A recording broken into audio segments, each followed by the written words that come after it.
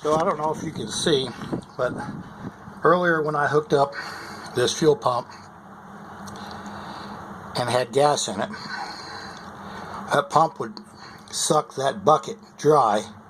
That's with about the same amount of water I have in it now. It would suck that bucket dry in about 20 seconds. Completely dry. There's two little holes you see in the bottom on those upraised parts. Fuel comes back in there, but it takes 6 seconds to fill back up.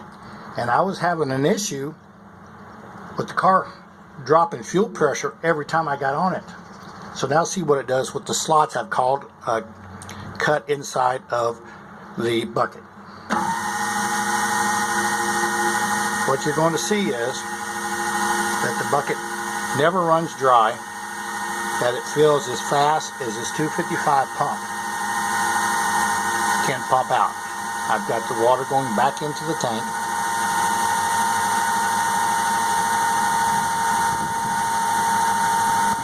And you can see that the water level is not dropping because the water level is coming back in as fast as the water is going out of the bucket due to the slots that I've cut into the sides to improve the flow of this bucket. So my car went to the dyno. Fuel pressure fell from 50 to 20 every time you stood on it. And when I drove it, it would drop when I was at full throttle, going through the gears, and as soon as it fell on its face, pressure would jump around, and it just basically stayed down to 20 till I got out of the throttle, and then I could get back in it again. So I'm running number 8 fuel line and line and a 6 return. Now the return also dumps into here, but the return can't dump as fast as a 340 fuel pump and flow with 60-pound injectors and a turbo. So I wasn't able to get anywhere near full horsepower due to this fact. But at least now I know what was wrong. I even blew out the fuel lines to make sure, with my mouth, to make sure that they weren't restricted, and they weren't. My regulator was fine, so I got dual feed, one feed line to each rail and one return line from each rail to the regulator, and one line going back to the tank. So it wasn't overpressuring, it was underpressuring due to the fact that it couldn't pick up fuel fast enough. This bucket was emptying itself before